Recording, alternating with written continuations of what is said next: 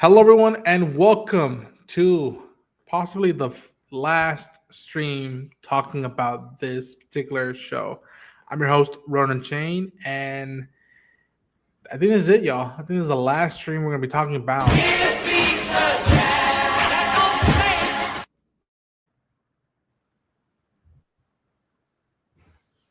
And I have my own 11th Street kids. Got Taladi, I got Brent. Muchachos, how y'all doing? Hey, good.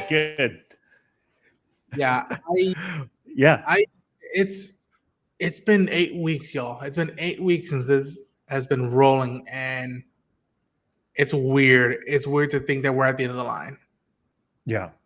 No more Peacemaker if we ever get them again, and it's just like mad. Yeah, that kind of makes me not question, but curious as to, how and why James Gunn decided to do only 2 seasons, as he's kind of semi-announced it seems, but that he's going to integrate these characters into other shows.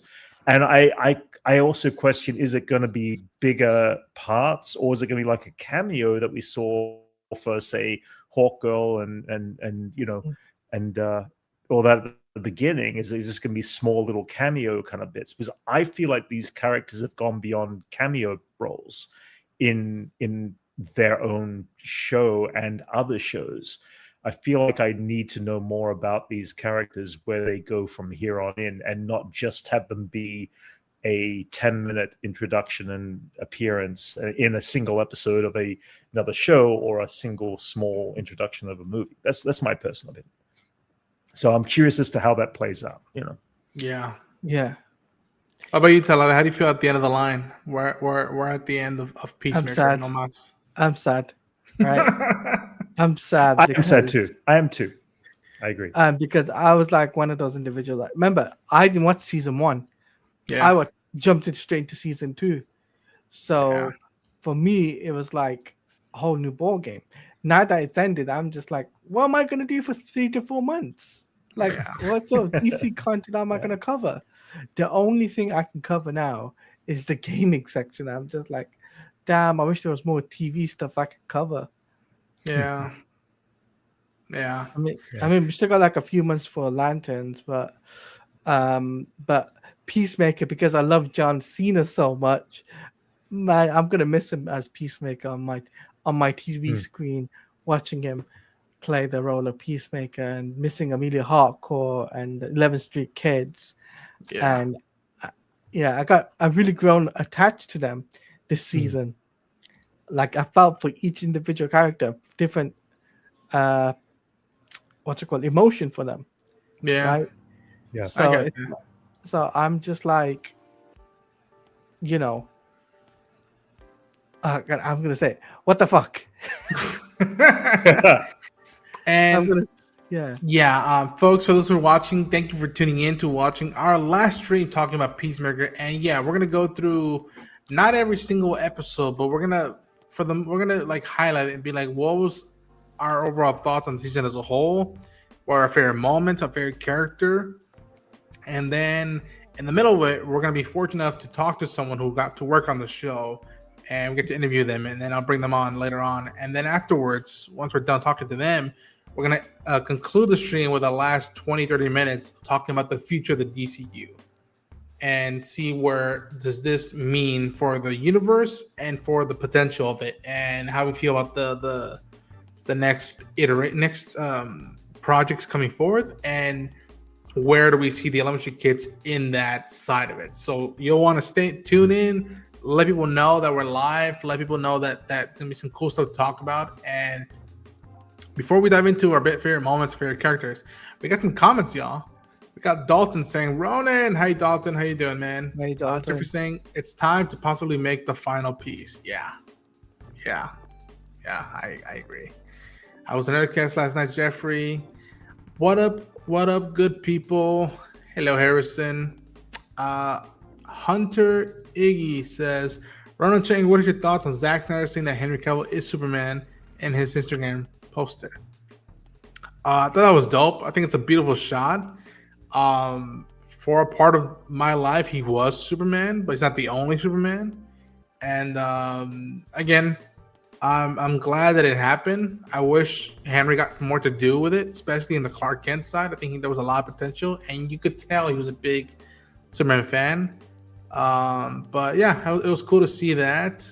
And who knows? Maybe once this universe has foundation laid upon, and they really want to go bombastic with the multiverse, anything is possible. But right now, I'm looking forward to what Zack Snyder is working on in the future, and praying to God that we get a season 2 of Twilight of the Gods, because I love that show. So those are my thoughts. Jeffrey says it was a good. I had to leave before they did their list last night, but I watched on playback. Oh yeah, okay, cool. He was part of the Nerdcast stream. I lost service on my phone last night, so that's why I'm asking. I should think we will get Checkmate. All right, can we stop on this one for a second? Yes. Let's talk about Checkmate. Yeah. Yes. That was my first reaction too. Was the moment they introduced the idea that these characters are forming another group, it seemed too brand new of an idea to not explore that. I really, truly hope this is that quiet, silent series that James Gunn is working on. I mean, it feels like it would be cool if that is the case, because I agree. I think that would be an investing show to watch. I'd be invested in that for sure. I have something to say as well. I think that could replace the Waller series. Just thinking about it, right? Mm-hmm. Checkmate has a bunch of characters. It's not just one character. Yeah, it's a bunch of characters, and with Sol Rodriguez, Ronan's favorite Latina, playing one the of them, badass. Playing one of the badass characters in Peacemaker, should be a high priority main role character in this Checkmate series, if they go with that. And I can see that happening. As James Gunn has said, there's some secret projects we don't know yet, and this could be one of them. And honestly, Checkmate makes sense. Checkmate makes logical sense, because as a organization, there's a lot of elements they could tackle. There's a lot of places they could go. They could go to Gotham City. They could go to Bloodhaven. They could go to Metropolis. There's so many places they can go that they can venture the DC universe, and I can see it happening, right? So I don't know about you guys. Like, do you agree with me in terms of like them? If they did the Checkmate series, they could explore those type of 100%. I mean, look at the team they brought in. It wasn't just our core Peacemaker team. It was everybody else who was abandoning the August. Exactly. Yeah. And I think that's fantastic. I never got the chance, because I was working last week. I never got the chance to really give my initial thoughts on the episode. I was kind of a little underwhelmed, but with a couple of things, and I think it mostly had to do with the Flag family. We had two elements of Rick Flag moving really fast into the Lex, into the LexCorp kind of group, and I don't understand why things moved that quickly when he was so against Lex. But then you've also got Rick Flag Jr. was set up for something, and suddenly they never used or completed that part of the story. So it was a very weird ending to last week for me. That's why this idea of these characters gives me an exciting future to see, if Checkmate is actually made into a series. That would be the next thing. I'd be down for that. But the one thing I'm disappointed about, I'm not gonna lie, is Rick Flag Sr. not meeting his Elseworld son. That's something I'm not. Yeah, I wanted that. It was all these setups that they had that was could have had some really great setup, and I don't know the reason why James decided not to go there.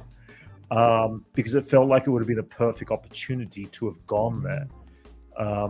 And I don't know why. And I think the biggest problem, just to cut sideways, the MCU, their problem is they wait too long now before they conclude a character set of stories.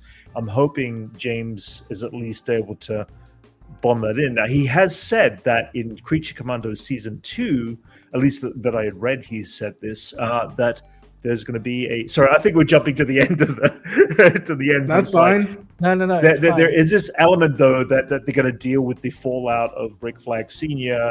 joining LexCorp. So we'll see. But in the involvement on the here and now, I would like to have seen a slightly better tie-off to the end of season 2. But I personally enjoyed all of season 2. I thought it was a really fun series. Same. Well, then, yeah. Before we go into it deeply, Harrison James does say, even with my criticism this season, I will say Cena as an actor truly leveled up in this season. I agree. I agree with that notion. Yeah. Why? Same Harrison. Also, why did you say that thing? Sadly, I only know Checkmate due to Smallville. Okay, I didn't know that they brought up in Smallville. Me too. Yeah, it was mentioned and brought up briefly. Yeah. I actually mentioned it. I think it was on either on your show or on Dave's channel that Checkmate was on Smallville before actually appearing on this. That's the only time DC has actually introduced it on television. Yeah. So that is something cool. But I'll say this though, I think each individual character lived up to the expectations in terms of delivering performances, right? Oh, absolutely. Like each episode that we were going through, except for the orgy scene, by the way, I'm still not over that. Okay. Yeah. It was a weird one. Yeah, it was a weird one, right? But besides that, I'm just like I was blown away by how each individual actors and actresses performed their respective roles. In each episode, they were growing and growing, and the performers were getting better and better and better as actors, right? Yeah. So I personally think, like I said, I personally think that this is going to stratifice some of these actors into the movie realm or into other TV DC studio projects.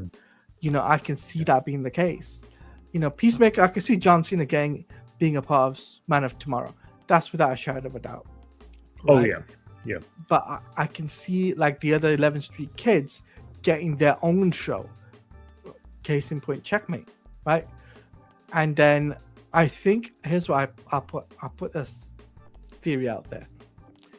I think Amanda Waller will be the finale for Checkmate.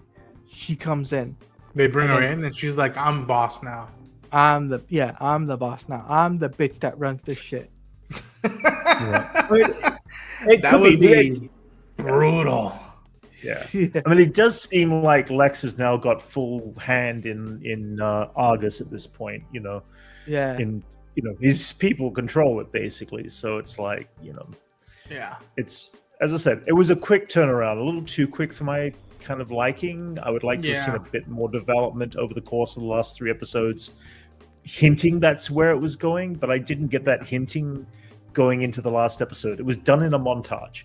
Like literally it was done in a montage. And I'm like with Rick Flag and I was like, James, I'm trying to understand. I want to appreciate it, but I'm trying to understand why it was so quick without giving us some sort of, maybe it's that comic book element of turning the page and you got to, 20 something pages to tell the story and keep up with it. But that doesn't work necessarily in TV and film. You have to, and he knows that. I mean, we don't need to tell him what he needs to know, but the reality is you need to have a certain format in film and television to allow that transformation to happen. And I don't think it clicked for me as well as I would like it to have done. Same. It was a choice, and it's just like, I don't know, man. Yeah. That was like, there was room. There was plenty of opportunity for improvement, I think. Yeah. Hunter asks, Ronan Chain, who would like to see as Ana de Armas in the DCU? I'm not against Ana playing Diana. I'm not against Ana playing a Lantern. Who's another person who I think she could play? Jessica Cruz. I don't know about Jessica Cruz, but that's a good question. I'll have to get back to you on that one. I mean, for me personally, it'd be like just either Jessica Cruz. You could do Diana because of the age, but I also think there's maybe Helena Wayne, a Huntress. That would be a really good one. Okay, that's not too bad. Out of the way. By the way, say a few ducks flying around my area recently. Right on. When did this become duck season? I have no idea. Smallville Checkmate was led by Martha Kent, right? Yes, I didn't grow up with so long. Smallville. I completely forgot. Yeah, it was been so long since I watched it. Yeah, it's been a long time since I watched Smallville. Yeah. So, folks, we're close to bringing in our guest, and before we do that, I just want everybody here to pick out a favorite moment of the season. Okay. What's a moment, a scene that you're like, they nailed it here. This is the potential that Peacemaker Season 2 brought to the table that just hit on all strides. You go first. Okay, all right.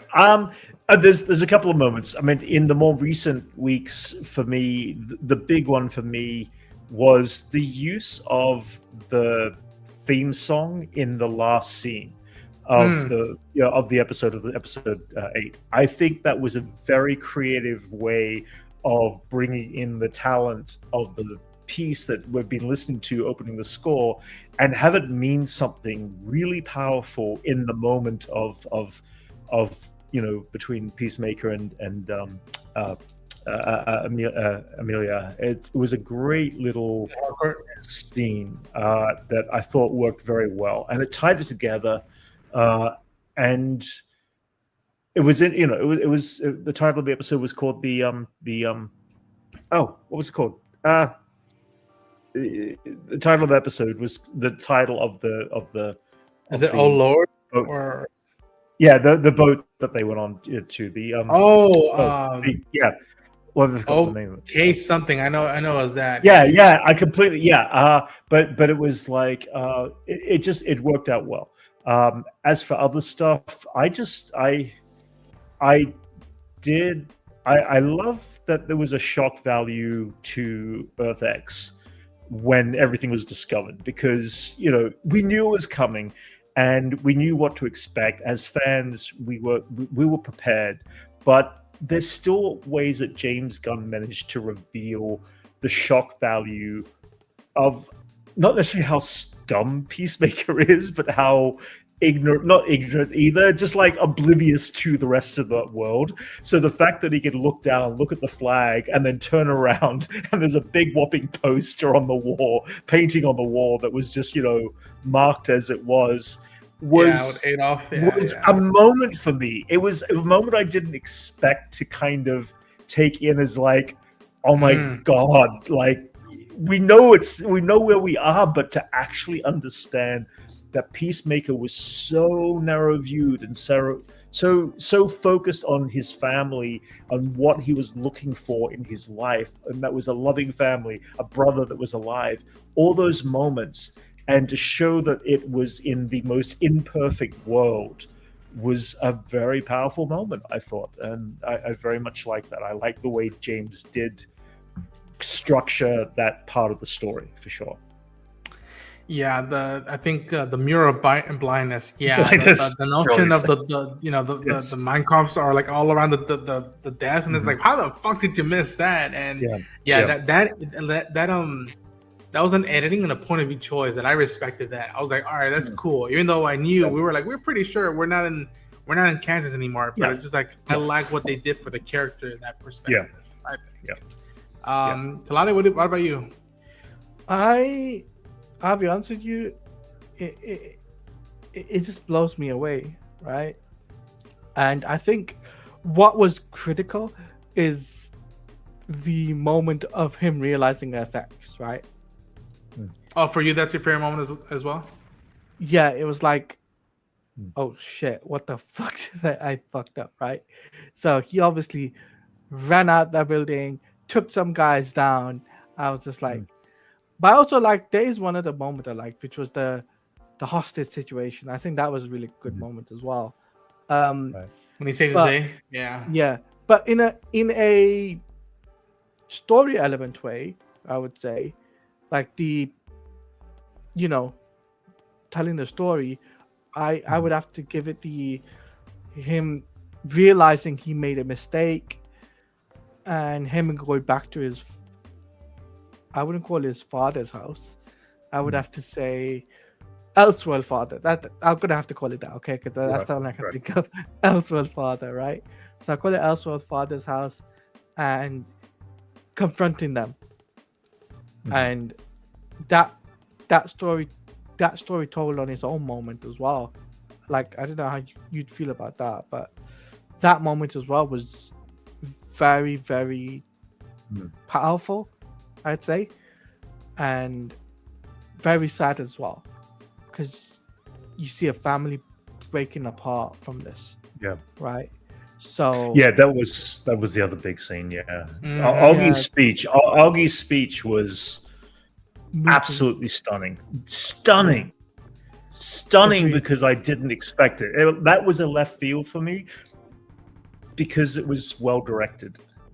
That's all I can say. It was well directed to throw the audience. That's the perfect left field throw from a good director, in my opinion, is to make you really truly believe this character's a piece of shit and that he's really not. This version of that character had a heart and an understanding of the situation he had to live in and was doing the best he could to live in it for him and other people around him. That was a moment too. Nice. Sorry, I didn't mean to cut it. Yeah. But no, it's okay. No, dude. We're the 11th Street kid, so don't worry. Jeffrey says, I just got watching Superman animated series. I really hope that doesn't do Darkseid, at least for a while, though. I know Salvation has stuff to do with Darkseid. Yes. I think that James is playing it right, where like up to a point we'll start seeing that stuff, and then once there's more foundation to this universe, I think that's when he'll pull the trigger and be like, all right, it's time to like bring the big gun. Address the fact that like, he's a major big part of this universe. Yeah. Chris and Keith. Go ahead. I think, like I said, I think what James is gonna do is keep it close to the chest for the big guns. I hope, like Darkseid, I would say Mongol, those types of characters. He's keeping it close to the chest. Now, but when it comes down to Peacemaker, like exploring the multiverse, that was a really key point of the series, right? Exploring the universes, the multiverse, right? I think the way DC handled it was far better than what I've seen from other TV series where they go to different multiverses. Oh yeah. Like that. That's my take. I mean, like you open the door and the first thing you see is another universe. I think that style design I can get behind. The time we spent and what we did to represent that, I wasn't fully on board because people were getting killed left and right and nobody gave a shit. And again, I'll bring some criticism because it is valid, I think, in my opinion. But like, the notion that James said he wouldn't let anybody else watch these last 3 episodes, I'm like, really? Like, I don't think. I mean, for the general audience, maybe I could see it that way. But like, I didn't feel these last 3 episodes warranted holding it back from the press. I agree. Or to be quite frank, the hype that brought it. Yeah. Like you're in right. my The opinion, hype was the problem. Yeah, in my opinion, Commandos had more high stakes spoiler stuff in the last 3 episodes than in Peacemaker did. And that helped out because even a lot of DC fans don't know the Creature Commandos, and the general audience definitely doesn't know the Creature Commandos. So I thought that one was a bit more beneficial in that way. But I'm hoping that James takes, I'm not even necessarily the criticism, but just people's thoughts on the perspective, even those who had fun with season 2 the way we did. It's like it could have been done better, and there's plenty of time and opportunity to improve that. And not just go back to the well and just use this type of style of navigating the multiverse. Yeah, I feel like that with filmmaking, and I say that in the sense of both TV and feature film, he's in not a great position. And I think Kevin Feige's had that same problem. And that is that you have to set up one event quickly so that next event does have an effect in your next movie or your next TV show. Now, who knows who we're going to have pop up in Supergirl. I'm guessing not a lot of people, because I think it takes place away from Earth. I'm assuming that's its own thing. Yes. But if Creature Commandos 2 has got this, theme that is underlaying characters and crossing them over, which it obviously has with Rick Flag Sr., for one, you're going to have these elements of these characters have to be able to move that story to that level that needs to be. I just feel, as I said, there was a bit of a distortion there with a couple of characters that I wish, specifically, as I said, on the Rick Flag side, that I wish was a little bit more flushed out in the current series to make it happen. And so hopefully he'll learn to control that a little better in each of the shows or each of the films, that any of these characters are represented, or other characters that are introduced that are going to continue into the following story, and not make it feel too rushed. You need the audience to trust that you're setting these little plots a little along the way, that this character might be diverging a direction or the other, and we didn't see that with Rick Flag Sr. Yeah, like I said, I think with Rick Flag Sr., I think he needed more time. I think he needed more time to be fleshed out. I agree with you there, Brett. Honestly, when he comes back for Man of Tomorrow, I think he'll get more screen time. I think the problem was when he came into this series, he got a lot of screen time, but he didn't get that much of like storytelling for him. If you know what I mean. Yeah, we got to see the backstory of Rick Flag Jr., right? And all of that, but we never got like him dynamic talking with Rick Flag Senior and Junior talking to each other. We never got that. Yeah. So that would have been nice if we had that as a flashback scene. Yeah. We never even got that. So that's kind of a misfire from James, as I put it. Yeah. But other than that, though, it's like the characters that we got introduced into this season were pretty well done. That's fair. That's fair. I think Harrison James brings up the whole Chris and Keith stop, get off him. That scene was also very, very, very touching and whatnot. I think never about the Earth X, is about Chris's journey this season. And I think, again, that's another scenario where like there's plenty of opportunity to improve, whereas like could have done better with that Earth X to spend time and show the ramifications of what happens when the Third Reich take over and are in charge for a while. Like that, there's huge implications for that, and you could spend time with it and not be afraid to address it. Jeffrey says my favorite part definitely has to be the stuff with ads this season, especially the last episode. Yeah, Adebayo, MVP, man. Even her speech towards the end was just mwah, mwah. But shout out to Chris is going through the Sons of Liberty scene too. Yeah, I love the scene where they're driving away from the cops on Earth X. Yeah, and you see Amelia and Chris finally like embrace themselves. Mural blindness. Extra funny that he noticed the mural of himself early on. Hello, very Chris. Yeah, the mural he noticed with the top trio, but not fucking Adolf in the fucking in the office. That's insane.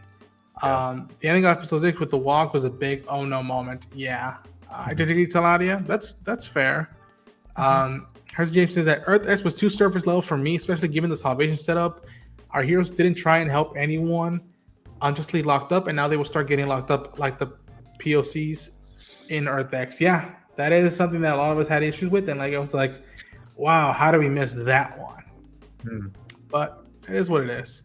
I'm still curious to know what's... Oh, sorry. Go ahead. I was going to say, I'm still curious to know what's going on with Eagly, because Eagly had this moment of a moment in the middle of the show, that this he's an entity, the bird is an entity of this, element. But then we see that touching moment at the end when Eagly gives John a hug, puts his wing over John at the end there, which I thought was a great little moment from last week's episode. And so you've got this secondary story with a CGI character of a bird that is fantastic.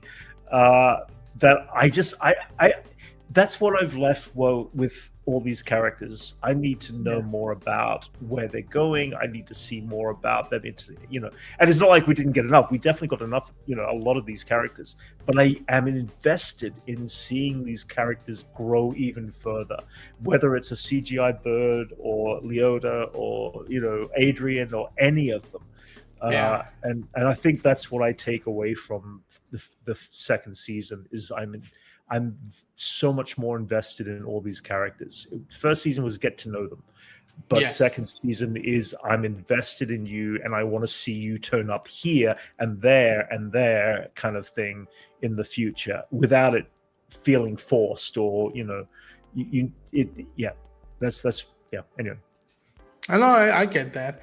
Jeffrey says that I just hope he doesn't do him too soon on one of the villains. If he wants a dark side, I think he and other big villains have to be a big event. I agree. Yeah, I agree. But not in a way where it's too similar to Thanos because they already did that. They need. But it's fun to set the seeds. It's fun setting the seeds for the even if it's in a small show. Speaking of the setting seeds, a favorite scene of mine of this season was when Peacemaker goes to the tryouts to Justice Gang, and we meet someone there. We meet a character, and boys, as soon as I saw the character, I was like, yo, we should talk to this person. And since episode 1 or 2, I reached out and, we made it happen one night. And I still don't know how the hell I convinced them to come to hang out with us. But we have with us the one, the only White Rabbit herself, Bray Noel. Hello, Bray. How you doing? Hey. Hey, guys. Hey, how's it going? Hey. How you doing? We finally made it happen after all this time. Nice. Made it happen. How are you today?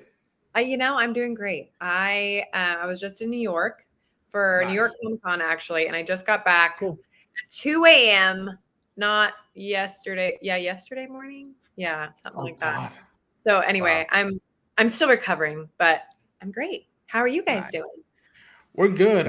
Good. So we've been talking about our thoughts on season 2, and I want to talk to you because what I found so fascinating when you got introduced is that you playing White Rabbit is a character that a lot of fans didn't know about, and if you're a hardcore fan, you knew immediately who it was. And then I can only imagine how you felt the morning or the night after the episode dropped, and you probably saw people's putting out theory videos and being like, okay, White Rabbit introduced, what does this mean to DCU, whatnot. So first question I would want to ask you is, the season's over.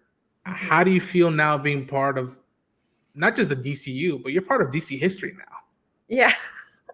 It's so wild. It's so wild. It's wild to hear you say it, and it's wild when people say that out loud because I'm like, yeah, I'm so grateful. I'm like, I will just say it's a very special, it's just very special and it's super fun. And just the fact that I have a part in it in whatever capacity it ends up going to, I am forever grateful because the very first time this one hit nice.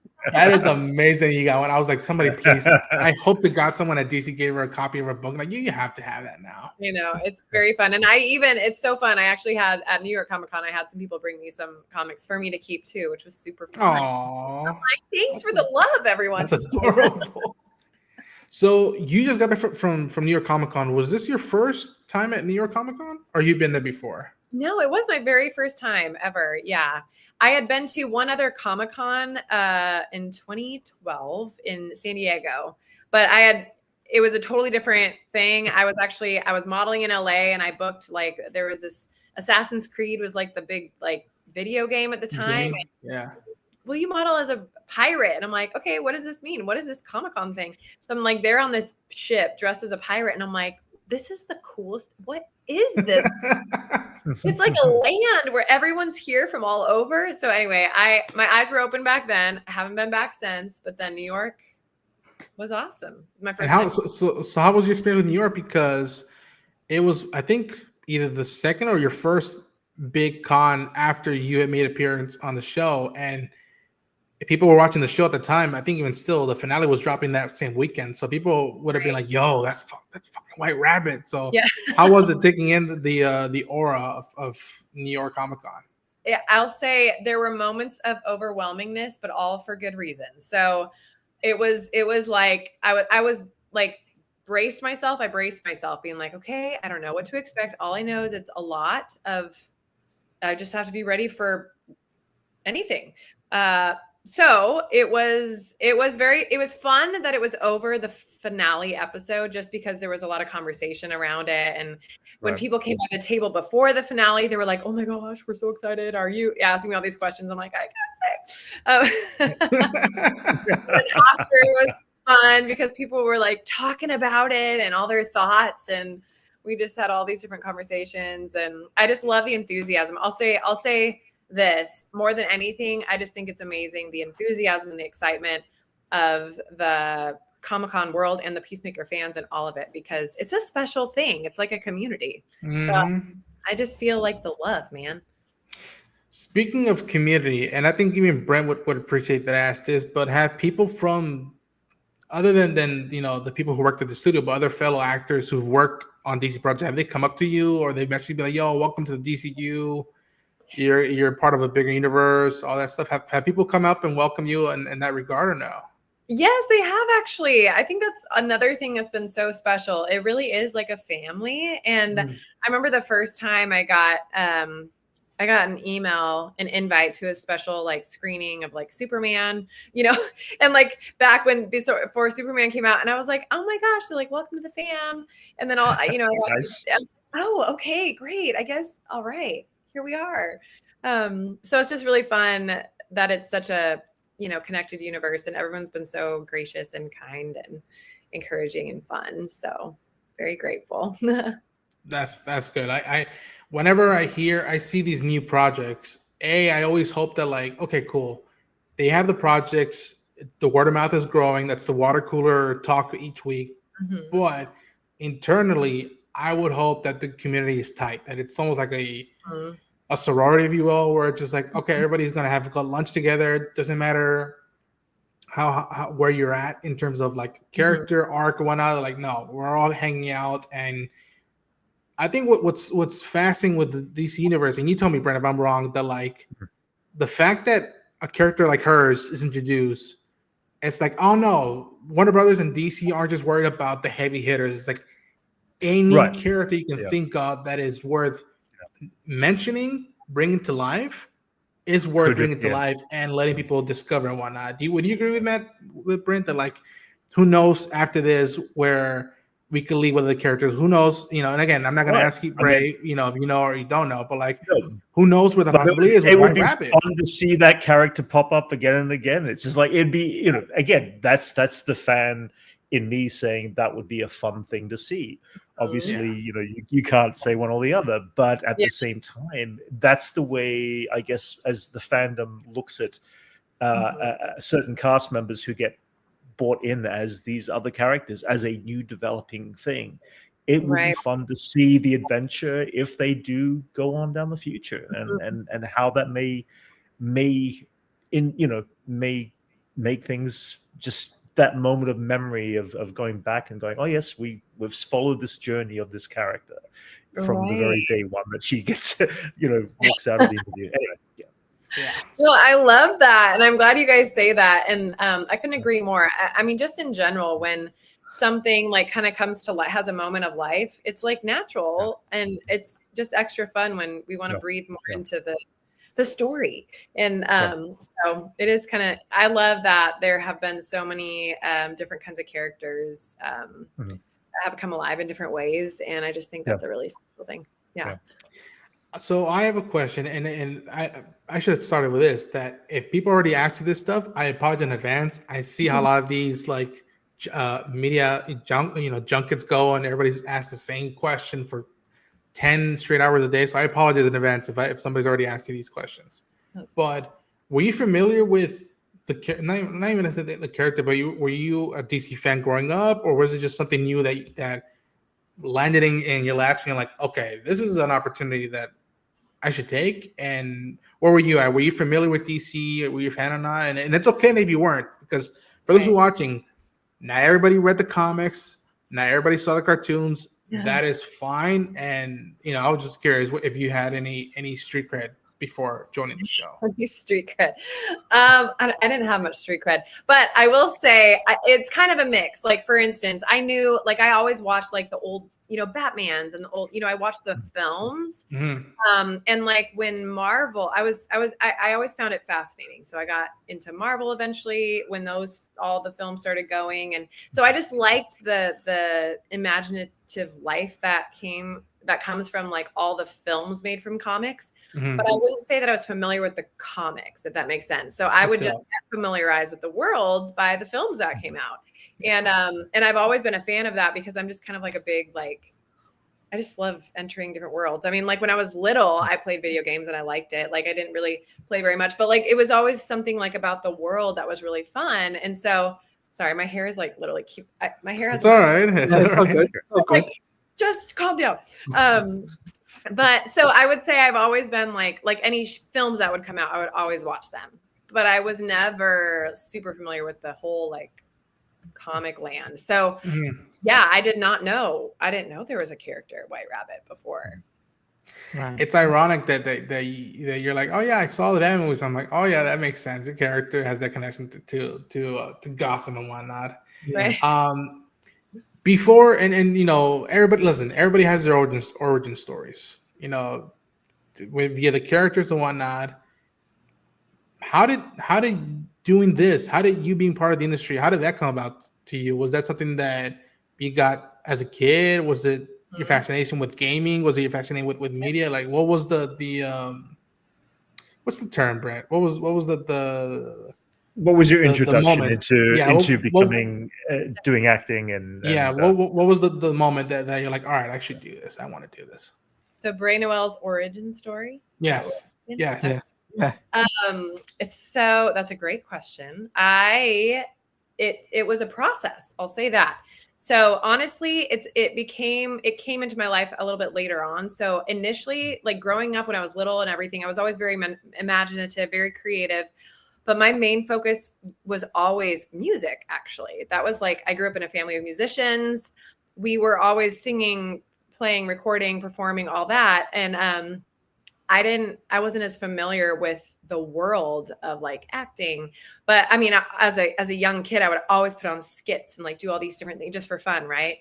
But professionally, I eventually always like pursued music was my main pursuit. And it was when I had graduated from college, did music in college. I had a band. My sister and I had a band together. We like toured all over Seattle, where we're from.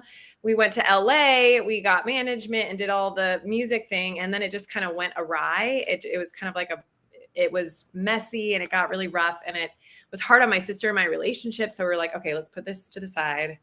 And it kind of felt like a loss of a dream at first, because that was like all I knew. And then I decided I started modeling, and then I tapped back into acting because I had done some of that before. And I also had acted in college. I had a coach who really thought I should pursue it. And I was like, well, I don't know how to do that, but thanks, And then, so fast forward, it was like my path took me in a way that I started seeing other opportunities when my like main focus kind of, went away for a time, music, when that kind of like needed to stop for a minute.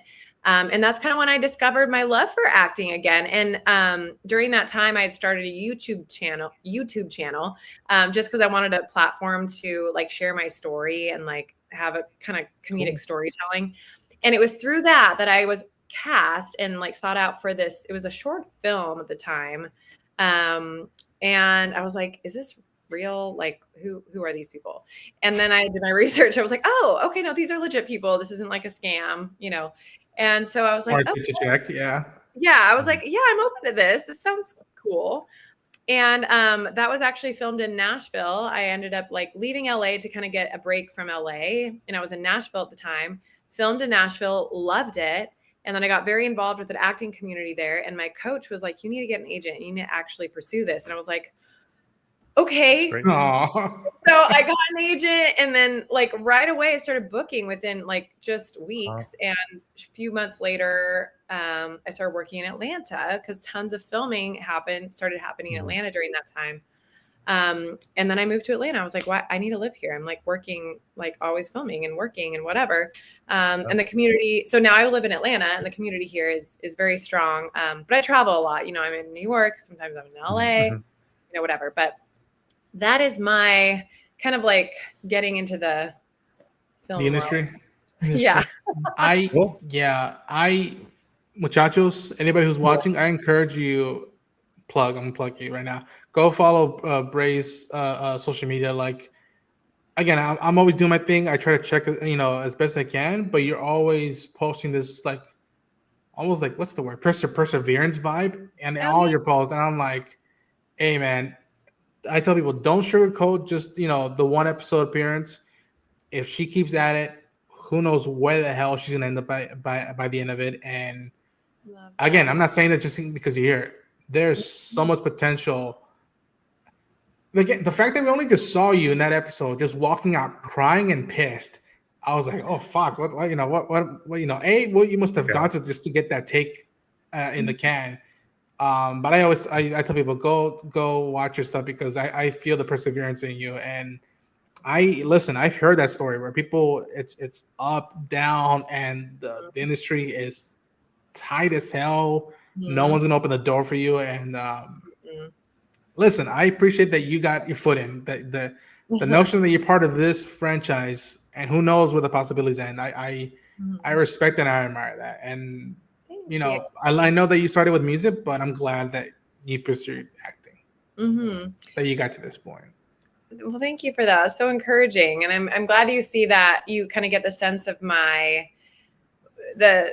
aura on socials as well. Cause I really am big on really just building the life you love and just going after it. And cause there's so much that we have in our hands, and we really can build the life we truly want to have. And there's perseverance and there's gratitude, so many things, but it's all about building the beauty. And then it takes different forms, and it expands. It actually usually just expands when we walk that way.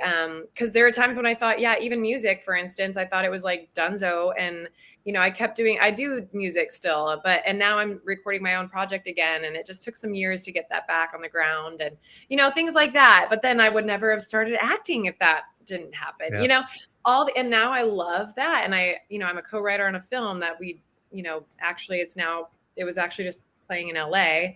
It's cool. Just like all kinds of things come from the adversity that we face, as long as we just keep going. And with the building mindset, you just never know what it's going to build into. So I appreciate those words. And yes, we'll just see where the path keeps going for all of us, actually. Yeah. The positivity that you give shows that, I like John Cena does that on social media. He posts like a lot of positive messages out there. And I can tell from what you're saying is sending a positive message as well. So it's kind of I don't know if it's I don't know what it is, but I actually get that vibe from you as well. And honestly, I should be following you on social media realistically, but I've been so busy with my own stuff. No, I'm kidding. Bray, tell me, favorite place to shoot. What's been the favorite place that you're like, all right, I got to come back. We got to work here more. If I'm going to continue, I think I want to work here more. Ooh, like location? Yeah. France, to be honest. I've never been. I want to go one day. I never been. I from what people told me, that it's not oversold. But like, it's a whole nother world and vibe to be being there. But so, you worked there multiple times, so you've only been there like once. I was there once I shot there once. And we did that so there's a film. The film that I was actually a co-writer in the lead-in. We went to Cannes Film Festival, which is the south of France. Nice. And the first year, me and my co-writer went to Cannes Film Festival. We shot part of the film in France, in Paris in particular. But I'm telling you, it was like just being in a different energy environment, it just inspires so much. It's just different. It's just different. Like I'm all about like adventure. And so when I can be in a different, like again, like a different land in a way, it's like, oh, what different things come alive. You know what I mean? So, I mean, obviously I love everywhere I film, to be honest. I mean, to be honest, I also had one of my funnest times in Ohio. And it's because maybe the people you're with, whatever, but every situation has different magic. But I will say locationally, France, dude, I'm there anytime, all the time. Yeah. Cool. Have you been to London? Have you ever been to London, UK to film or no? I have not yet, but I have a ton of friends there now because at Cannes Film Festival, all my people are from the UK. And I'm like, dude, I need to be there. I think I'll be there within this year because I have right on. And there's a lot of work there, and between Georgia and sadly, I mean, I'm an LA guy, but I wish to be more shooting in LA, but like Georgia, Toronto, and London are the big three spots that I've been hearing that people just go there. Even if they're filming stuff for stuff in the States, even if it's stuff internationally, that's the three main spots that they go for. So I can imagine how just booming the industry is going into the UK and specifically London. It's wild. And it really is just kind of booming a lot of places now. It's like expanding beyond one hub, which is, I think, a really great opportunity. When Bray Newell is not acting and when she's not writing movies, what's your hobby? What's the thing that people should know? I'm like, okay, why am I following her? I should be following her because she's a White Rabbit, but like what is she into? Like you said early on that you're into gaming. Were you just like that just a passive thing, or what's the hobbies? Give me the thing. I used to, when I was younger, I used to love gaming. I wouldn't say I'm a gamer now, but I can enjoy like my friends that are gamers, and I can hang, and I'm like, I find it very fascinating. But there's so many gaming worlds. I'm like, I would have to like start over and get involved in a world again to do that. But it is fun to tap my toe in there. I will say this though, I'm an adventurer. I'm also about like just really like enjoying the simple things in life. So anything that's like around food and beverage and exploring and travel and like creating, I'm big on creating environments for people to hang. So I'm a big entertainer. I like always have people over at my wine bar is stocked all the time. I'm like ready to cook up anything. I'm like, oh, we have 10 people coming over. Okay. And then I'll just like figure out something. So I love anything that brings people together in my home. I just love to be like very hospitable. So I'm always like throwing events, doing fun things like holiday parties, like whatever. But also just anything outdoorsy, naturey, travel, adventure. Like, if people are like, let's go to the mountains. I'm like, yeah, let's do the mountain thing. Let's figure it out, man. So I'm kind of like a very, I like to just be adventure, and I like to explore culture. That's a big thing. Like I love traveling, traveling and experiencing different cultures. And even in America, there's so much different culture, everywhere. And I've lived a number of places. I've lived in Seattle, LA, New York, like wherever. So I think there's just a love for different experiences, and internationally, obviously, there's just so much, and there's a lot to learn from different people. So I am like all about food, wine, culture, adventure, travel, and like living an inspired life. So it's kind of what I embody in the things I do. Well, if you do come to London, you should check out the Asian culture, the Indian food and stuff, because you might like it. You might like that because I'm an Indian myself, so I'm okay. Yeah, so I would love that. In fact, I will say Indian food is my favorite. Yeah, you might like it. Okay, it's really my favorite. I'm like obsessed. But that's so fun. I didn't even think about that in the UK. Okay, then we're there. I'm gonna touch base. You can show me the things. Yeah. It's allowed to be a tourist. I could be a tourist. Yeah, I could be a tour guide. So you've been working on movies. Was this your first TV show? It couldn't be. It was my first major TV show. Yeah. Okay. Yeah. So with that being said, have you had chance? And it's weird because people who work in the industry, sometimes I've heard they don't have time to watch movies or watch shows because they're always working or trying to get stuff in production. Have you had time to watch shows and movies throughout the year? And if so, what's been the movie and the show that you've watched that you're like, yo, if you're not watching this, you're not watching television or movie? Right. That's so funny you asked me that because I was just talking with my friend and he's like, I know you don't watch as many shows. I'm like, I know, I'm working on it because it's true. I'm like, it's, oh my gosh, I can't believe you just said that. I literally was just having this conversation. It's like,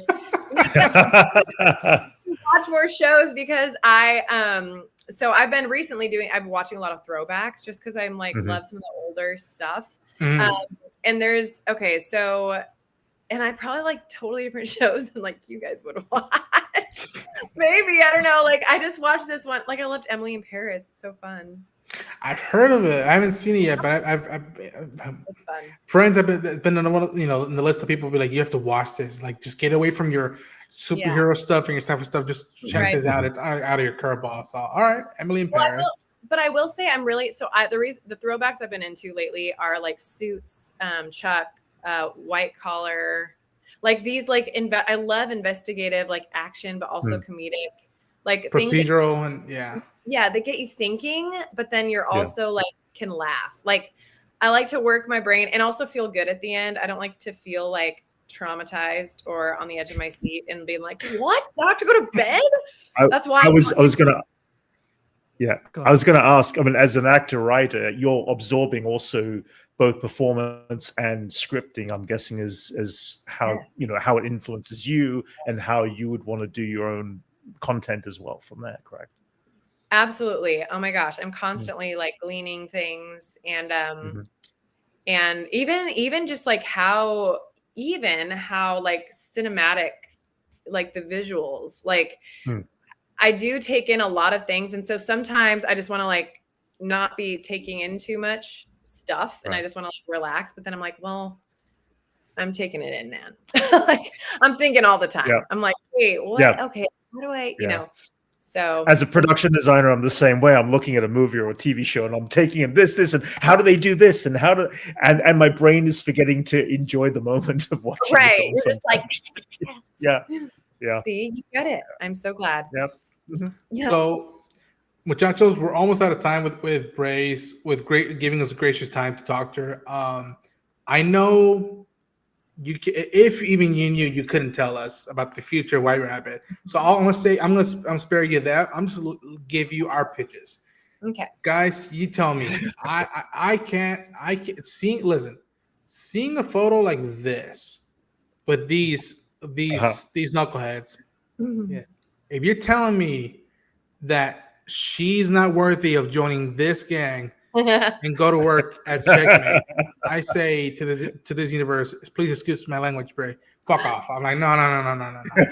Master and Vigilante and Peacemaker can work for Checkmate. White Rabbit could work for Checkmate.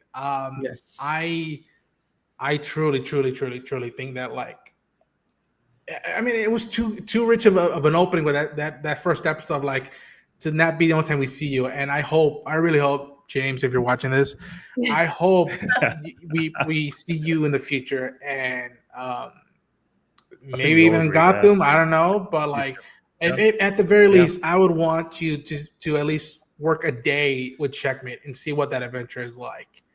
And I don't know. What do you guys think? Do you guys think I'm loony or there's more to it? I would love to. I would love to see you turn up in every show from here on in as that character just suddenly comes in, has a moment, and we see a development as your character grows. But then over the course of the next 10 years, you finally get somewhere, and we get to see that as a journey.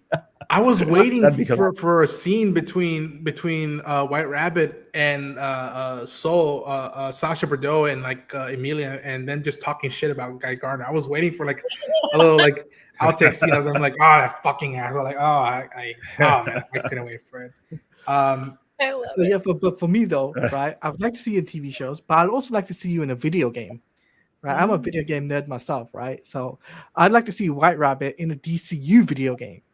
That would be pretty cool. you could get the voice. You could voice act in a Concept, video game. Yeah. That's White Rabbit. So that'd be pretty cool.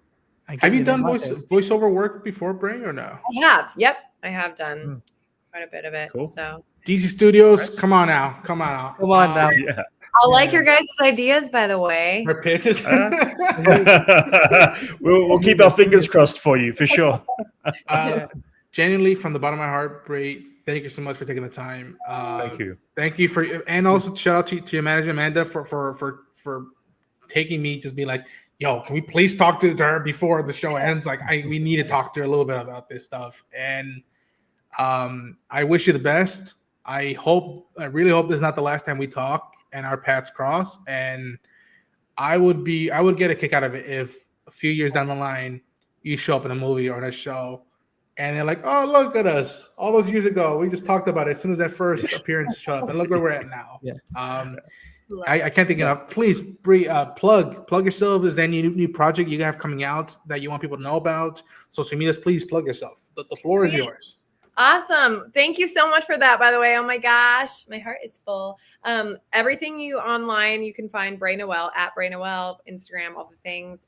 You can keep your eyes peeled. I do have the film I mentioned earlier. It's called The Living Tree, and it's right now in the festival circuit to be on streaming come 2026. And I'm very excited about it. It's actually a sci-fi thriller. So I'm the lead in that, and I'm passionate about it. It's one of a trilogy of 3. So we're working on the sequel right now, actually. So excited about that. And I have just some other projects in the works, but they'll be coming out as I can share. I also have a single coming out, a music single. So I have a song. It's like a pop soul song single coming out probably within this next month, and then more music to come. So, I just like to keep the projects going. So Beautiful. Cool. And BrayNoel.com is my website for anything. BrayNoel.com. Okay, I folks. gave you a follow, by the way, on Twitter. So just to let you know, I just did that. Sweet. Okay. The Living Tree, folks, around the circuits, film festival circuits. Go seek it out. Again, thanks so much. Thank you. Put this out later on all socials, and we'll just spread the word out. And again, thanks so much, Bree. It was a pleasure to finally meet you and talk to you. And hopefully, maybe we could do this one day in person. Yes, you guys are awesome. Much appreciated. Thank you so much. Thank you. Okay. Take care. Thank you. Bye. Have a good one. Bye. Bye.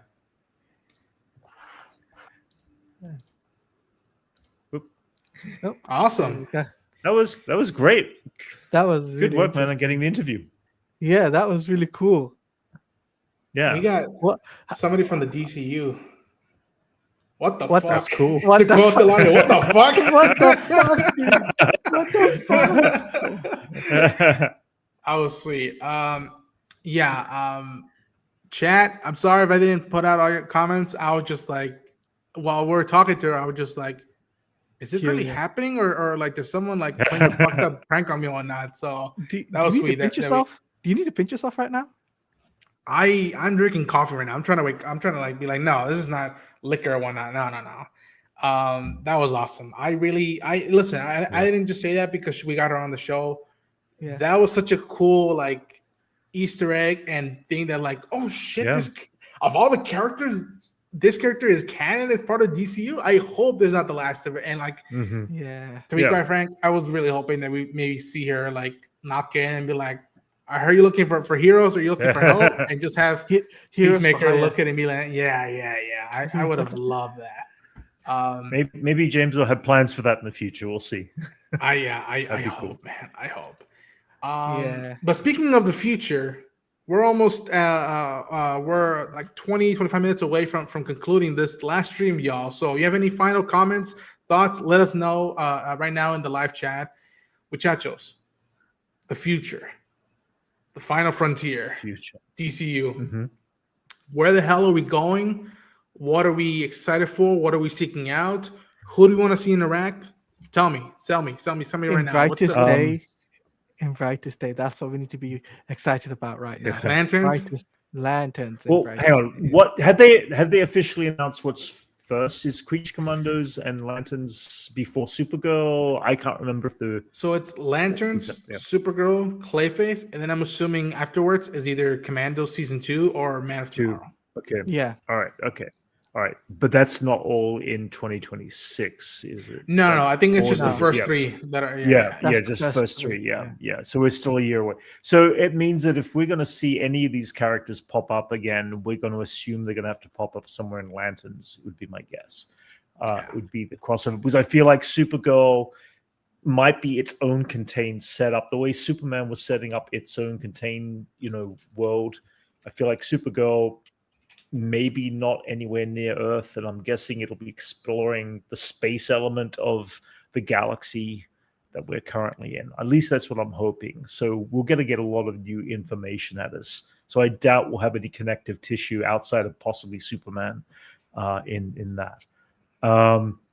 As for these characters in the future, Lanterns will be a good one, but then at the same time, we're getting introduced to this Lantern Corps. I like the idea of the Lantern Corps being done right, and we kind of didn't see that in the last feature film that was made.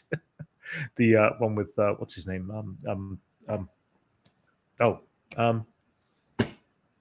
In the Green Lantern film. Who is it? Guy Gardner or Deadpool? Deadpool. Deadpool. Hal Jordan. Yeah. Hal Jordan, that's the actor. The actor. Oh my god! So why have I got a mental block on his name? Kyle Chandler. Ryan Reynolds. Reynolds. Oh my god! Wow, I am so bad with names. Ryan Reynolds. We never got that with Ryan Reynolds. And granted, that film is like 15 years old or something like that. But that was their launching point. So to see a TV show, I'm curious to see how the Lantern Corps is introduced, if we get to see anything space related or whether it's going to be all down to Earth.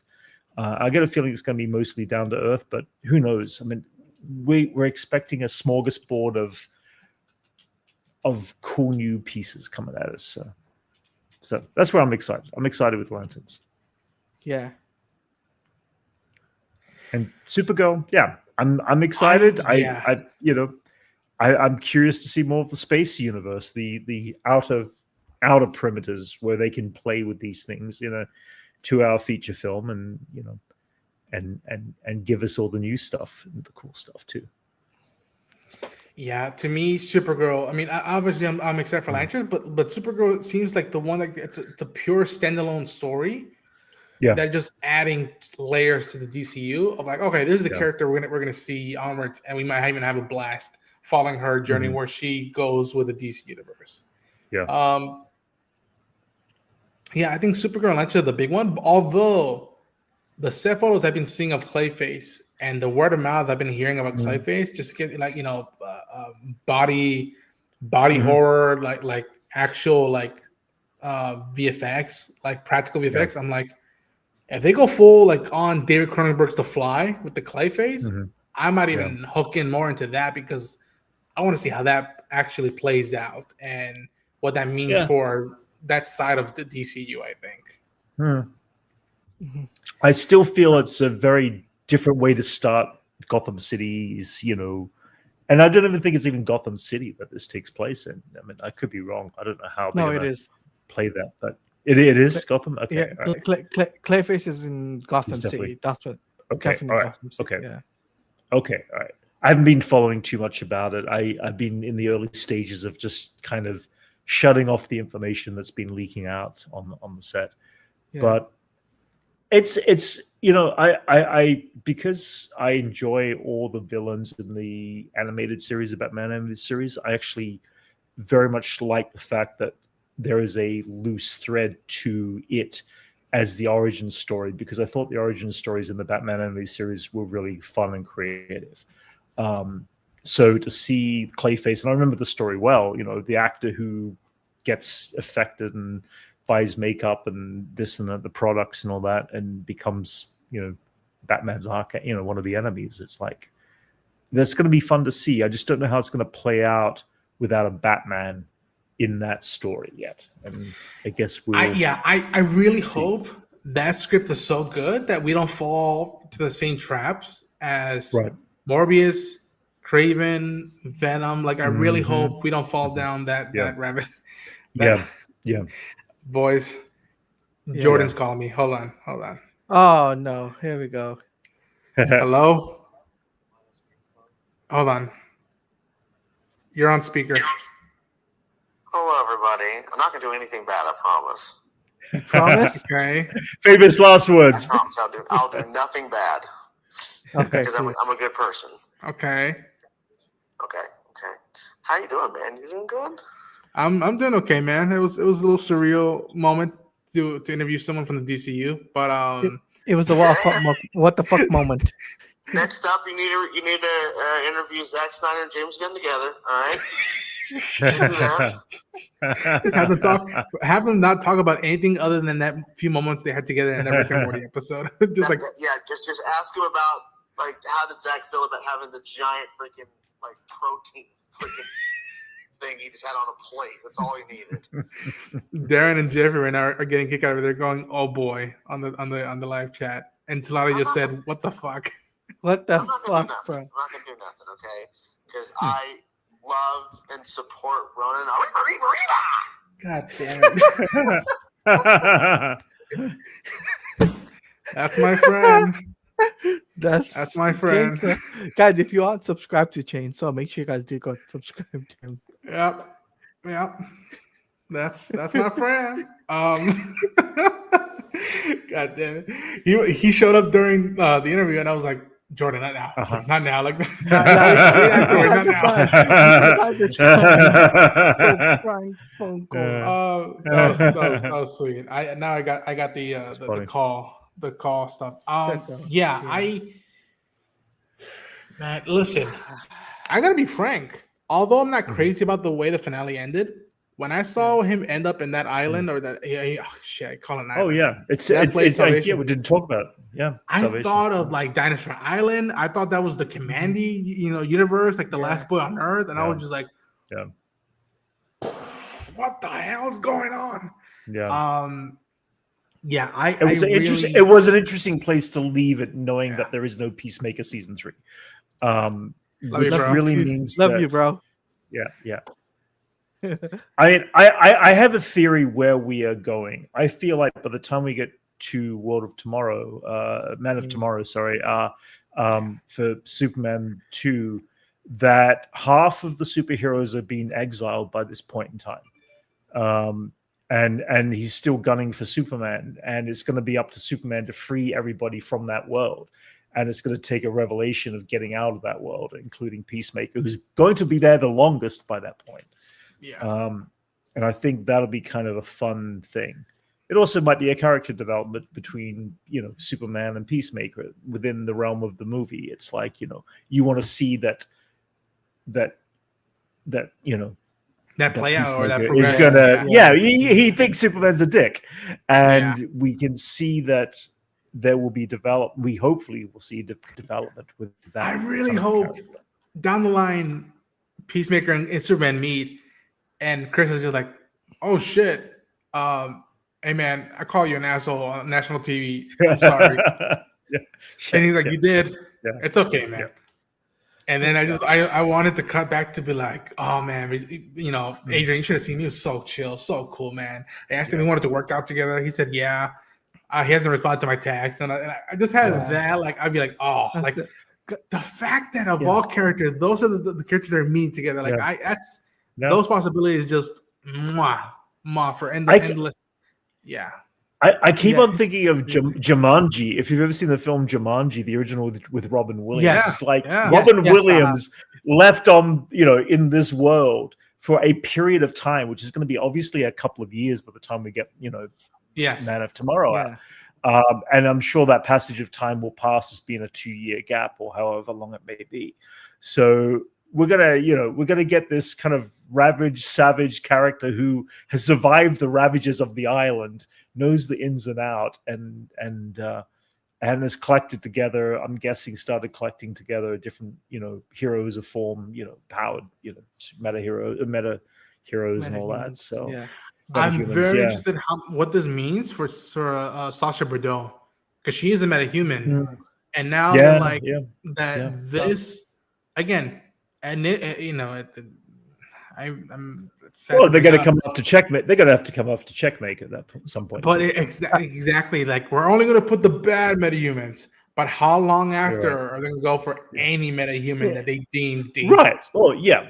Well, again, that's going to be an interesting conflict between her and Rick Flag at that point too. So you've got some interesting confrontations that are going on. I just wish that we had a bit better mind bending with Rick Flag Senior in showing that change and that development, because it was, as I said, over the course of a montage, and I got where James wanted to get it to.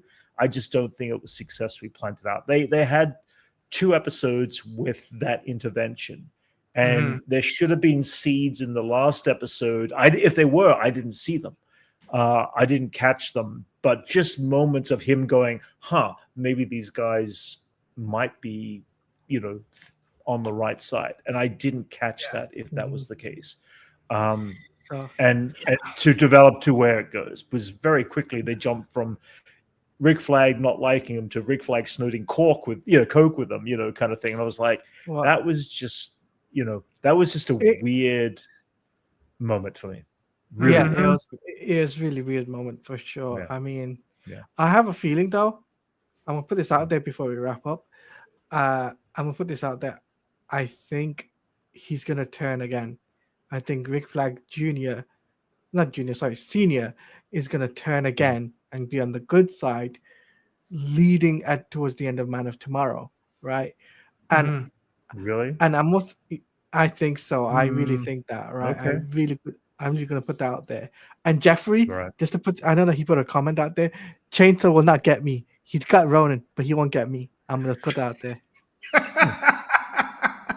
It was inevitable. It was inevitable that it was going to happen. Yeah. You'll never get me. Commandy, that's even deeper cut. Again, folks, like we haven't even talked about this yet. We've only dealt with stuff in the present. Imagine when we start doing period pieces. Imagine when we start doing stuff that isn't just the usual suspects, Metropolis and Gotham and whatnot. Like imagine when we start doing stuff that like again, if Clayface does well, it pushes a new big boundary with like we can do horror, thriller, suspenseful stuff in DC Universe, movies and shows. How long after do we get House of Secrets or House of Mystery? Or how long after do we get John Constantine? But I'll say this. I know that not too long after, we're going to get someone joining our Lemon Street Kids. And that's going to be... Oh, no. Darren. How you doing, Darren? Hey. Hello. I thought it was going to be Chainsaw again. Bree comes back. Yeah. Darren, we've been talking about the potential of the DC universe. We've said our thoughts on the season as a whole. A week after the finale season of television, how do you feel about Peacemaker? How do I feel about Peacemaker? I mean, really, I've been down the middle with season 2. It's been a little bit of a frustrating season for me, to be honest with you. It's been such a. I can see that. Yeah. I've come out of quite literally every single episode of the season and have been like, I loved A, B, C, and D so much, and then I would be like, I also disliked Z, X, Y. It's on the opposite end of the board. Of like, I love this, but they did this, and they did. It was like it's been a push and pull for me. Which, to be fair, is very James Gunn. I feel like every James Gunn project, and people are so divisive on how it turned it out. I look at I look at Guardians 2. That's a movie I hear people say is either the best Marvel movie of all time or the worst Marvel movie of all time. Or the middest Marvel. It's all across the board. And I think that's a good representation of what this season was. I think my issues sometimes are a bit different than a lot of people's. Like I've heard many people say that this is one of the worst season finals of all time, and I don't agree with that. I think I don't agree with that. I Not at all. think that's Not by a long shot. It had some problems, but I don't agree with that. Agreed. Yes, Yeah, I think it's one of those, like, people talk about like recency bias, but like yeah, I guess that would still fit in that like recency bias.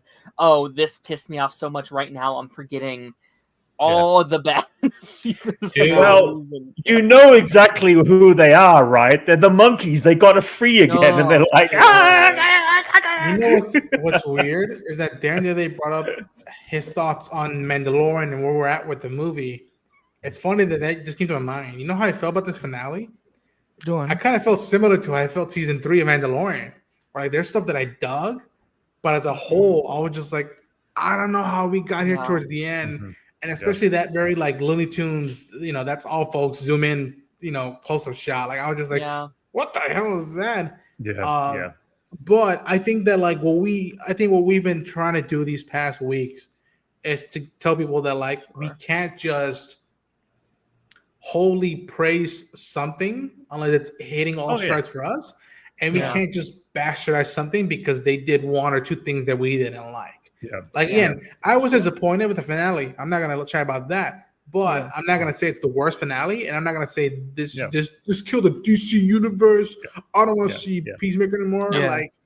Like there was some very good things that did happen in that episode. Yeah, and there was some really not so good things that happened. How can I argue against moments like these where we spend time with them, and I mean I do sometimes feel like we sometimes take stuff for granted.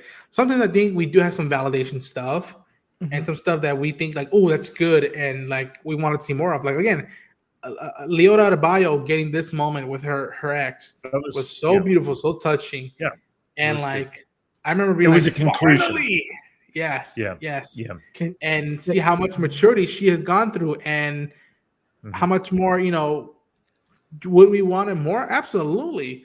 But I'm thankful that we at least got that and it showcased what Leota Adebayo brings to the group and whatnot. So I don't take that for granted. And again, I think if I'm not mistaken, episode 4 or 5 is when Flag and Flag gives Chris his feelings on what happened in Coulter Maltese.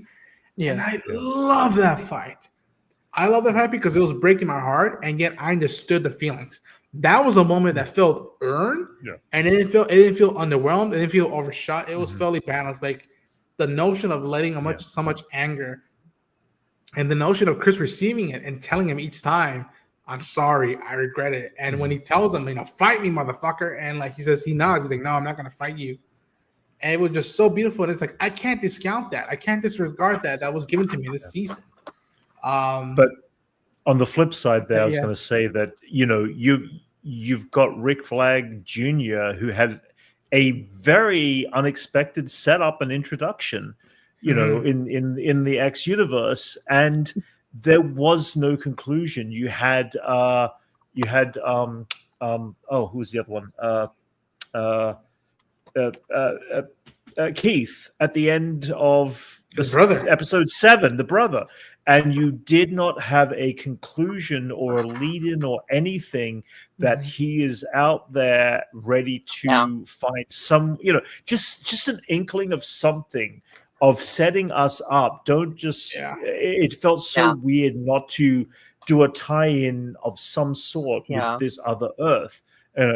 Because I truly don't believe this other Earth is being closed off forever at this point. I feel like that they are, it's there, it exists, and I don't want to turn up in 5 years' time suddenly. I want to know that if there is something planned, give us that tease, that lead-in to keep us wanting a little bit more. And I felt empty and empty for not getting a little bit of a lead-in of some sort there. It's cliffhangers in like the modern streaming era is so weird because I love a good cliffhanger. I adore ending a season and being like, what the fuck?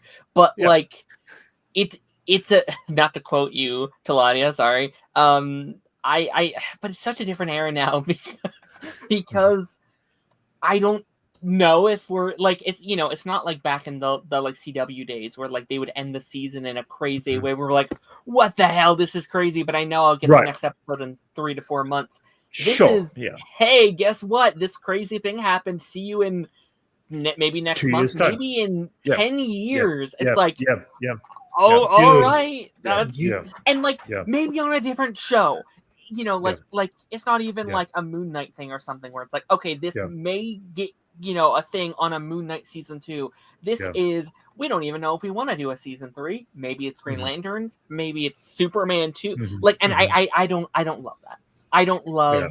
I love like a cinematic universe. I don't like having to follow every project for your audience to understand one singular storyline. That's an issue. That's the thing that James Gunn said he was not going to do comparatively to the MCU. And maybe he doesn't, right? Maybe it makes perfect sense what happens. We haven't seen it yet. But I am concerned about that. Darren, I love that. I agree. There's definitely room for concern. Yeah. I love that he brought that up because you look at it now, we only got 8 episodes? TV used to do 22 episodes season. They used to do 20 episodes season, which they used to do 40 episodes at one point. Which allowed filler, which allowed like centered stories, which allowed space to do a cliffhanger and be like, keep on your toes, everybody. Like, you better come back if you want to know what happens to these characters if you care about them. And it's like that's the dynamic that we face now. That like even the most popular brands aren't going down that road again, like of going like, you know, 12 episodes, 13 episodes. Like, again, I remember when we started with 13 episode seasons in the Netflix stuff, and a lot of it was like, a lot of it filler and whatnot. And Cobra Kai.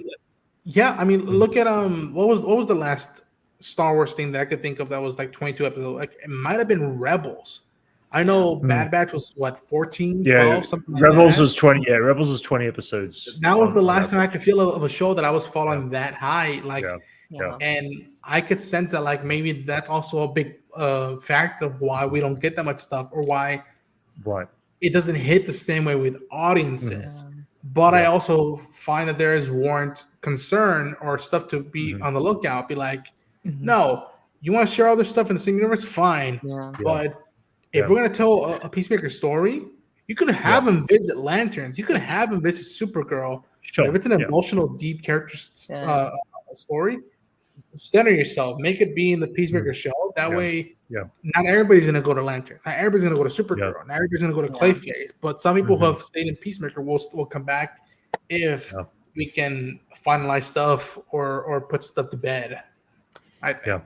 It is like not to go back into it again. I know I'm obsessed. I'm sorry, but please. It does legitimately kind of feel like the setup you would see in a CW 22 episode season, because they would do a lot of that stuff where they spent the first like 8 or so episodes setting it up. You would have just characters hanging out, doing things that slow burn, and then the back half is exploring this, and then you have kind of a chiller last couple episodes to slow everything down. It feels like that, but like, you know, they're like, oh shit, we don't have 22 episodes, let's speed it up, and it's like, well, that doesn't work. Like you can't have the set up, but then also forget to have time to actually play in what you're setting up, I guess is what I'm saying. I'm going to put a perfect example here on what can be lost in the translation of a shorter season of storytelling.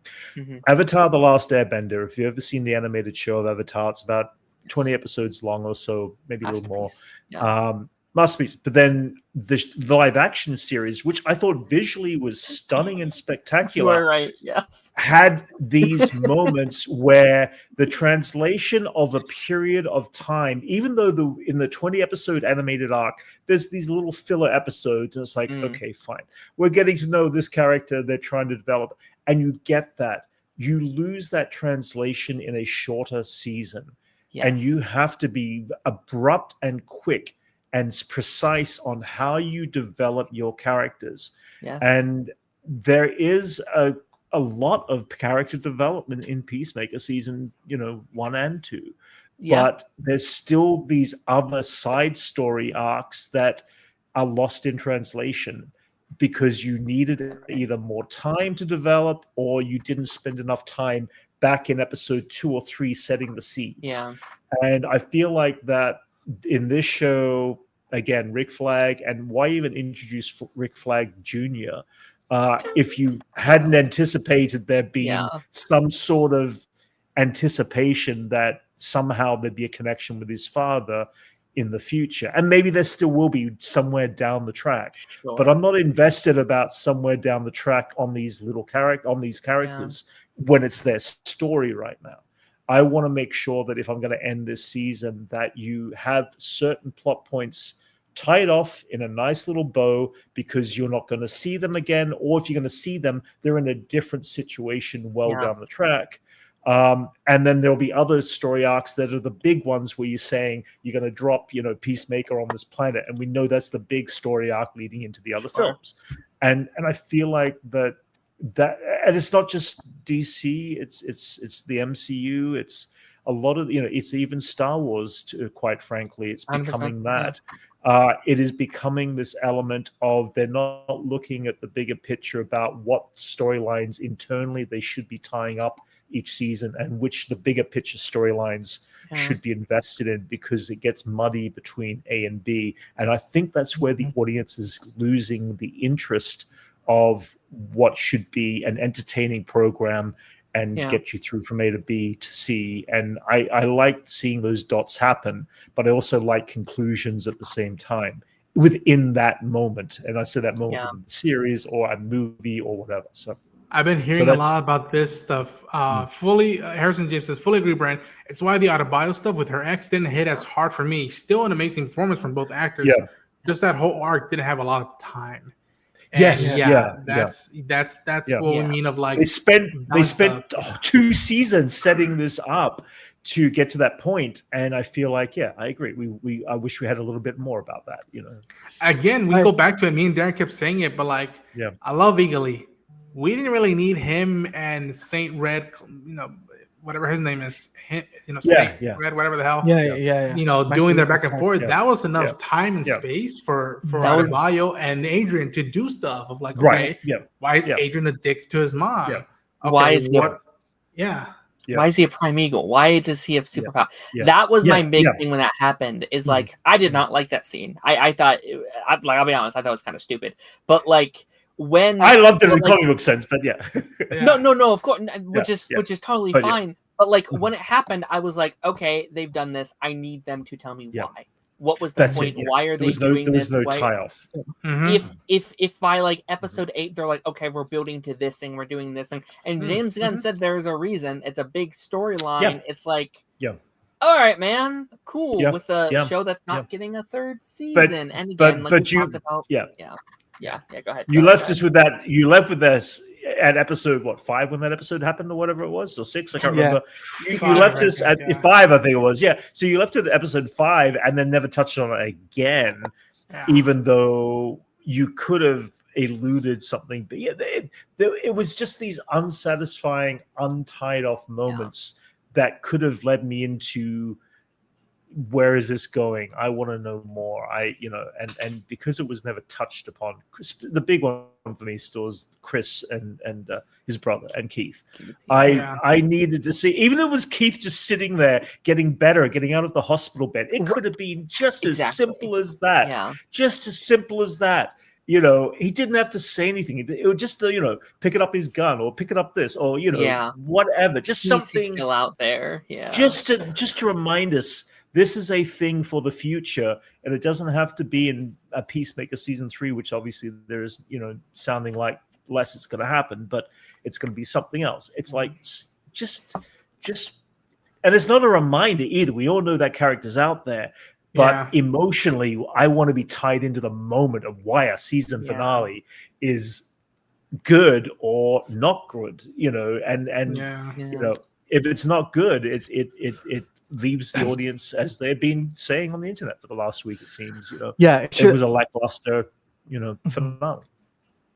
I agree with Dalton's comment. I think it should have ended with a checkmate reveal, and that's it. That's what it should have done. Yep, so do I. And I think the whole epilogue thing should have been done in a different show. Or a post-credit scene. I mean, that to me, like that checkmate reveal would have been a somewhat pretty good bookend. And then post-credit scenes are the breadcrumbs of like, all right, if you really want to stay tuned with the DC universe, here's a little something for you to talk about or like discuss among yourselves. Yeah. It needed, I think, edited a bit. I actually don't hate the ending. I think as much as a lot of people does. Yeah. I think that it kind of goes down to me of just like, is it this show's thing? Because again, I don't like it being like, oh, it's a setup for lanterns. It's a setup for. I don't like that. Right. If this was, oh shit, this is where we're going in season 3 of Peacemaker. We have to go back in and say, like, I like that stuff.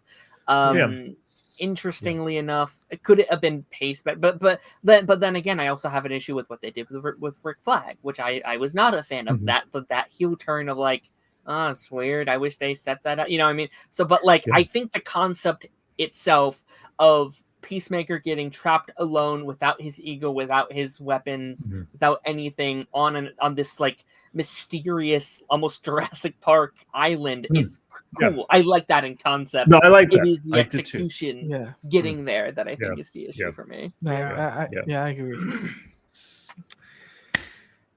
I hate to do it, boys, but I think this is the end. I think this is we part ways. The end of Peacemaker.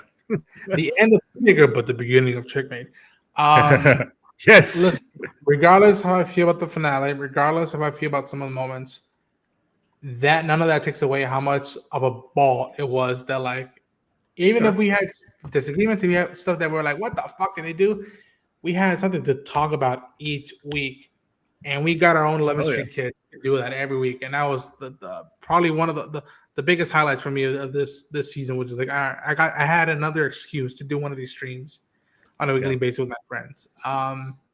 Muchachos, thank you so much for taking the time out of your night, your day. I know it's Friday night, so if I could, I would send you all free beer right now and be like, let it out, boys. The weekend's starting. Cool down.